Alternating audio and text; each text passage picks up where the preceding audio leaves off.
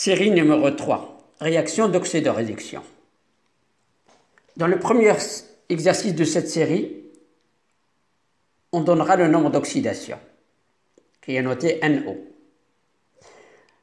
Exercice 2, c'est compléter les demi-réactions, soit au milieu acide, soit au milieu basique. Ensuite, savoir équilibrer la réaction d'oxydoréduction. Utilisation du nombre d'oxydation pour déterminer si c'est une réaction d'oxydoréduction ou bien une réaction d'acide basique. Et dans le troisième exercice, c'est un calcul de normalité. Tout dépend de la réaction avec les électrons. Exercice 4, c'est un titrage redox, donc c'est un dosage. C'est du permanganate qui se trouve dans la burette et la solution d'oxalate de potassium qui se trouve dans le bécher. Et essayer de déterminer la normalité de la solution. Et on termine cette série par l'exercice 5, c'est le calcul de potentiel redox. Réponse. Exercice 1. Donner le nombre d'oxydation de l'azote dans ces molécules, du soufre dans ces molécules ou bien ions, là aussi il y a des ions, du carbone et des autres éléments que l'oxygène, tels que Mn, Cr, Mn toujours, ou bien l'iode, ou bien le chrome. Le nombre d'oxydation. Par exemple, dans NH3, si j'appelle N, c'est le X, le H, il est plus 1. Je répète la règle. La règle de calcul de nombre d'oxydation, c'est que l'hydrogène, il est plus 1, l'oxygène, il est moins 2. Et quand l'élément est tout seul, c'est 0. Une dernière fois, l'hydrogène, il est plus 1. L'oxygène, il est moins 2. Et bien ici, l'hydrogène, il est plus 1. Donc X plus 3 fois 1 égale 0, on obtient X. Pourquoi 0? Parce que la molécule est neutre. Quand il n'y a rien ici, c'est 0. Par exemple, là, c'est moins 1. Là, c'est moins 2. Égale moins 2. Là, c'est égal moins 2. Là, c'est égal moins 2. Voilà. Par exemple, N2H4, c'est 2X plus 4 fois 1 égale 0. Là, c'est 2x plus 4 fois moins 2 égale 0. Là, c'est x plus 2 fois moins 2 égale moins 1. 1 plus x plus 3 fois moins 2 égale 0. Pour celui-là, par exemple, x plus 4 fois moins 2 égale moins 2. 2x plus 3 fois moins 2 égale moins 2. 4x plus 6 fois moins 2 égale moins 2. Quand on trouve une fraction comme ça, il faut écrire une explication. Ça, c'est une moyenne. Le 4 qui est en bas, ça veut dire qu'il y a 4 soufres. 4 soufres qui ont un nombre d'oxydation 10. Donc, au moins, écrivez cette phrase. C'est une moyenne des 4 soufres. Si vous avez une molécule comme ça, CH3, CH2OH, et bien, regroupez les carbones, il y en a 2. Regroupez les H, il y en a 6. Et un seul O. Et vous faites 2x plus 6 fois 1 plus moins 2 égale 0. 0 parce qu'il n'y a rien là. Là, vous regroupez les carbones, il y en a 2, l'hydrogène, il y en a 4, l'oxygène, il y en a 2. Donc 2x plus 4 fois 1 plus 2 fois moins 2 égale 0. Pour les autres éléments, quand l'élément il est tout seul, il est chargé, ben c'est la charge. Il est plus 2, il est plus 3. Celui-là, non, on fait les calculs comme là. C'est x plus 4 fois moins 2 égale moins 1. Là, c'est x plus 2 fois moins 2 égale 0. Celui-là, il est 0. C'est encore simple. Là, c'est 3x égale moins 1. On trouve une fraction. Donc, le 3, c'est pour le 3 iodes. Là, c'est 2x plus 7 fois moins 2 égale moins 2. Exercice 2. Complétez les demi-réactions, soit en milieu acide, soit en milieu basique. En milieu acide, vous rajoutez le H+. En milieu basique, vous rajoutez le OH-. On regarde cet exemple, H2O2 qui donne O2. H2O2 qui se couple avec O2. J'ai O2, elle est là, O2, il me faut 2H, ce sont des H+, 2H+. Et je les neutralise par 2-. H2O2 avec H2O, donc H2O2 avec H2O. Et j'en ai 2O, je multiplie par 2, j'obtiens 4 et j'en ai déjà 2. Et bien je rajoute 2 H+, et je les neutralise par 2 électrons. Pour Cr2O7, 2-, donc qui se couple avec Cr3+, il y en a 2 Cr, je multiplie par 2. J'ai les O, je mets H2O, il y en a 7, j'ai multiplié par 7, ça me fait 14 H+. J'ai 14 plus moins 2, ça fait 12 plus, et là j'en ai 6 plus, et bien je retire 6 de là, 6 moins. Pour les bases, H2 avec H2O, H2 avec H2O, voilà, et il me faut les O, ben je mets OH-. J'en ai 2 H,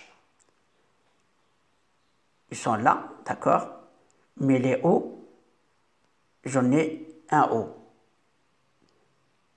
J'en ai un O, j'en ai un O, mais je ne marque pas, donc je multiplie par 2 pour avoir 2 OO, et ça me fait 4 H. Voilà, ici 4 H, 2 H avec 2 H, ça fait 4. Et j'équilibre avec les électrons. Là, j'ai 2 moins, ben, je m'utilise 2 moins.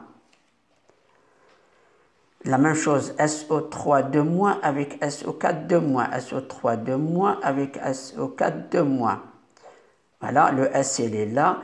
Là, j'ai 3O, là, j'en ai 4. Je dois équilibrer en mettant les OH-, en milieu basique. Ne laissez jamais OH tout seul, d'accord, quand il y a les nombres. D'accord, il faut toujours avoir quelque chose de pair, d'un côté ou de l'autre. Donc, je multiplie par 2 pour avoir un total. Je répète, on était obligé de rajouter même de l'eau pour compléter les O. Je rajoute de l'eau. Et donc, je complète à la fin par les électrons. Il y en a 2. Là, j'en ai 2. Là, 2 avec 2, ça fait 4 moins. Là, j'ai 2 moins et je complète avec 2 électrons. Ça fait 4 moins. Le zinc Zn2 qui se couple avec Zn. Zn, il est là, Zn, il est là. D'accord? J'ai les O, je mets O, H-. Et je complète. Et s'il me faut encore les O ou les H, je rajoute H2O pour équilibrer. Ensuite, je regarde des électrons. Là, j'en ai 2 moins, là, j'en ai 4 moins, je rajoute 2 moins. Équilibrer les réactions. Comment équilibrer cette réaction? Ben, c'est très simple, on fait sortir les couples, on fait sortir celui-là, oxydant se couple avec ça, voilà la demi-réaction. MnO4-, on le sait, il se couple avec Mn2+, voilà la demi-réaction, et je fais le total. Je n'oublie pas de multiplier par un nombre pour avoir le même nombre d'électrons. Là j'en ai 2, là c'est 5, je multiplie par 5, je multiplie par 2. Et je ne place pas les électrons dans la réaction globale. Pour I2, cette réaction, I2 se couple avec I-, voici la demi-réaction, S2O3 2- se couple avec S4O6 2-, voici la demi-réaction, et je fais le total. Utilisation du NO pour savoir si c'est une réaction d'oxydoréduction ou bien acido-basique. Je prends cette réaction, un des éléments, je prends le carbone il est plus 4 là, et là, à la fin, il est 0. Le nombre d'oxydation a varié. Donc, c'est une réaction d'oxydoréduction. Pour celle-là, je prends Cl, il est moins 1 ici. Là, il est moins 1. Ça n'a pas changé. Donc, c'est une réaction acido-basique. Là, vous prenez ce que vous voulez. Prenez par exemple le chrome. Le chrome, il est plus 6 là. Là, il est plus 3. Ça a changé, c'est une réaction d'oxydoréduction. Exercice 3. Le permanganate de potassium, il peut être réduit en sel de manganèse, donc il se couple avec celui-là en milieu acide. Il peut se coupler avec MnO2 en milieu basique. Donc vous avez à écrire deux réactions. Je rappelle que MnO4, dans de l'eau, il donne K+, MnO4-, vous retirez K+. Écrire les demi-réactions. Et bien voilà les demi-réactions. Donc on a dit celui-là se couple avec ça en milieu acide, celui-là avec celui-là en milieu basique. Et bien j'ai complété les réactions et je trouve que là, en milieu acide, c'est 5 électrons, en milieu basique, c'est 3 électrons. Calculez dans les deux cas la normalité de la solution, qui a une masse de 2,5 g, on vous donne la masse molaire. Et bien, si on vous donne la masse pesée et la masse molaire, vous pouvez calculer la concentration. C égale M sur mV égale la masse sur la masse molaire fois le volume. Le volume, c'est 1 litre. Vous trouvez cette molarité. Et vous savez qu'il y a une relation entre C et N. C égale 1 sur P, donc N égale P fois C. En milieu acide, P égale 5 électrons. Et bien vous dites N égale 5 fois C, ça fait ce résultat. En milieu basique, P égale 3 électrons. et vous remplacez, ça vous fait ce résultat. Titrage redox. Titrage redox. Il faut 15 cm d'une solution. Ce n'est pas de l'iode, c'est du MnO4-. D'accord? On retourne à notre exercice. Voilà, comme ça vous verrez. Vous verrez que c'est pas de l'iode. Voilà, c'est le permanganate de potassium. D'accord? C'est KMnO4. Voilà.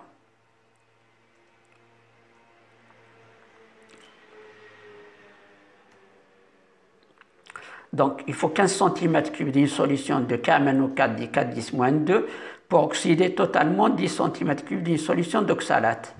Ça veut dire l'oxalate, il est dans le bécher, dans le dosage. Et le KMnO4, il est dans la burette. D'abord, il faut écrire les demi-réactions, ils sont là. L'oxalate, celui-là, c'est un sel. Donc, ça donne 2Na+, plus C2O4 de moins. Les Na+, vous les retirez, il reste C2O4 de moins. Il se couple avec CO2, voire avant. Ou bien dans le cours. Après, je complète, j'ai écrit la réaction totale. Je retire les électrons. Qu'est-ce qu'on vous demande d'un dosage? On vous demande de calculer la normalité. Et bien, vous appliquez la relation N1V1 égale N2V2 et vous obtenez N2. D'accord? Or, on ne vous donne pas la normalité, on vous donne la concentration. Pour KMnO4, on vous donne une concentration, et bien vous la changez. C égale P fois C. N égale P fois C. Pour remplacer N par P fois C. P pour KMnO4, c'est 5 électrons. C, c'est 4,10-2. Le volume que j'ai pris, c'est 15. Je laisse en centimètres cubes, c'est les millilitres. Et je divise par 10. D'accord? Voilà, et j'obtiens 0,30 normal. Ensuite, on vous dit calculer la normalité. En même temps, calculer la concentration de la solution oxalate. Et bien, la concentration de l'oxalate, C égale 1 sur P. Et P pour l'oxalate, c'est 2 électrons. Donc, je divise par 2, ça fait 0,15. On termine par le potentiel redox. Voici les potentiels, ça c'est donné, les potentiels standards des couples. Vous voyez ces couples-là, soit du fer, l'argent, le fer aussi, d'accord? C'est pas le même couple, attention. Ici Fe2+ avec le fer, ici Fe2+ avec Fe3+. Ça c'est pour le chlore. Calculer le potentiel E des électrodes quand on plonge, bien sûr, le solide dans le liquide, dans l'ion. Par exemple, Fe plongé dans Fe2+. Fe2+, il est là, dans FeSO4. Voilà, et bien vous écrivez, c'est des réactions simples à écrire. Fe qui donne Fe2+, le potentiel s'écrit E0 plus 0,06 divisé par 2 log de l'ion, on ne met pas le solide, voilà. Et puisqu'on vous donne les concentrations, ben vous remplacez, vous trouvez, on vote les résultats. Pour l'argent, la même chose. J'ai l'argent qui se couple avec Ag+, et bien j'écris la réaction. Je connais E0. Les E0 sont connus. D'accord? Je connais la concentration de Ag+. Voilà. Je vous laisse regarder un petit peu. Lame de platine qui plonge dans une solution qui contient 0,1 de FeSO4. Le platine, c'est inerte. Il n'y a pas de réaction. Donc, j'ai une solution qui contient ça et ça. FeSO4, ça donne Fe2+. Celui-là, ça donne Fe3+. Donc, j'ai une solution qui contient Fe2+, 0,1 molaire et Fe3+, 10-3 molaire. Donc, quand vous écrivez la réaction avec Fe2+, ici, par exemple, Fe2+, Fe3+, il faut savoir quelle concentration pour celui-là, celui-là. Voilà. Et vous obtenez donc ce résultat. Ensuite, qu'est-ce que j'ai? J'ai une lame de platine. Voilà. Dans le gaz aussi, on utilise lame de platine. Une lame de platine recouverte de noir, d'accord? Il arrive du gaz chlore. Et plonge dans une solution de HCl. Voilà. Et bien, vous avez le fil de platine dans le gaz chlore. Et vous écrivez donc la demi-réaction. Voilà. Cl2, ça donne Cl-, vous complétez la demi-réaction et vous dites le potentiel égale E0 plus 0,06 sur 2 log de l'oxydant, c'est celui-là. Donc c'est une pression, ça c'est un gaz, pression. Ça, c'est un ion, c'est une concentration. On met au carré. Voilà, et vous remplacez par les valeurs et vous obtenez un volt. Ensuite, vous avez une pile. On réalise la pile suivante. Vous voyez, ça c'est la cathode, ça c'est l'anode. Donc, vous avez deux couples. Ag solide avec Ag+. Celui-là, c'est Ag+. Ça, c'est Zn solide avec Zn2+. Donc, il faut faire le schéma. On vous donne les potentiels standards, ils sont là. Donc, E0 de Ag est plus grande que E0. Donc, celui-là, c'est un oxydant. C'est un oxydant. On commence par écrire la réaction de Ag. Faire le schéma en indiquant anode, cathode, sens du courant et sens des électrons. Écrire les demi-réactions, la réaction globale et calculer le potentiel de chaque électrode, calculer la force électromotrice et calculer les concentrations finales lorsque la pile est usée. Donc, j'y vais à la question. Donc, voilà. Voilà. Le schéma est la suivante. Donc, vous avez le solide Ag qui plonge dans Ag+, c'est la cathode.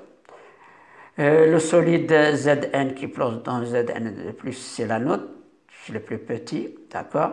Le courant, il passe de plus vers le moins, et les électrons, c'est le contraire. N'oubliez pas de mettre un pont salin entre les électrodes, entre les solutions des électrodes. J'ai marqué le potentiel de Ag+ est plus grand, donc Ag+ est plus oxydant. Je commence par Ag+, et j'inverse la réaction du Zn, et j'obtiens cette réaction globale. Pour calculer le potentiel de chaque demi-équation, de chaque électrode, eh ben, j'utilise celle-là, c'est le plus, E plus égale E0 de l'argent plus 0,06 divisé par 1 log de Ag+, on ne met pas le solide, et j'obtiens ce résultat. E du moins, c'est celui-là, zinc, plus 0,06 sur 2 log de Zn2+, et je remplace, et j'obtiens ça. Pour calculer la force électromotrice, ben, le plus, c'est celui-là, plus grand que celui-là, donc 0,74 moins ça donne ce résultat. Concentration quand la pile est usée. Quand la pile est usée, ça veut dire le potentiel égale 0. Quand vous prenez les potentiels des deux, vous êtes en équilibre. Donc, ça veut dire qu'on travaille pour la réaction totale. La réaction totale, je peux calculer comment déterminer le potentiel, c'est E du plus moins E du moins. Voilà, j'ai écrit la formule du plus,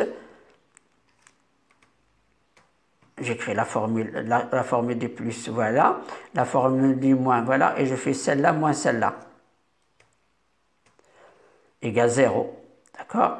J'obtiens, j'essaie de déterminer la constante K, donc log de K égale ça moins ça, divisé par, bien sûr, par ce résultat, vous obtenez moins 52, et vous dites Ag plus au carré sur Zn égale 10 moins 52, et bien ça c'est la constante. Voilà. On vous dit au départ, retourne à notre exercice, calculer les concentrations finales lorsque la pile est usée. Usée, ça veut dire elle est finie. Elle ne marche pas. Voilà, d'accord. Quand vous regardez la pile, vous voyez ces concentrations marquées à côté de la pile. À côté des deux barres, c'est marqué les concentrations égale 0,1 molaire. Et bien vous faites un tableau d'avancement pour voir qu'est-ce qu'il nous reste à la fin. Donc la réaction globale, c'est Zn plus 2Ag plus ça donne Zn2 plus 2Ag. Je pars de 0,1 de cet ion et de 0,1 de cet ion. Qu'est-ce que j'aurai à la fin? 0,1 moins 2x, 0,1 plus x parce que je suis de l'autre côté. Et ma constante, je peux dire ma constante c'est ça. Je remplace par ce qui est marqué là. Voici les valeurs. Je les remplace par ça. D'accord. Et j'essaie d'obtenir le x. Bien sûr, vous avez là un carré qui est égal à 0, vous pouvez dire ça égale 0, donc x égale 0,05. Et vous remplacez le x ici. Vous aurez à l'équilibre le résultat de l'équilibre. Pour Zn2+, vous aurez 0,1 plus x. Pour Ag2+, vous aurez 0,1 moins 2x. Voilà. Série numéro 3. Réaction d'oxydoréduction. Dans le premier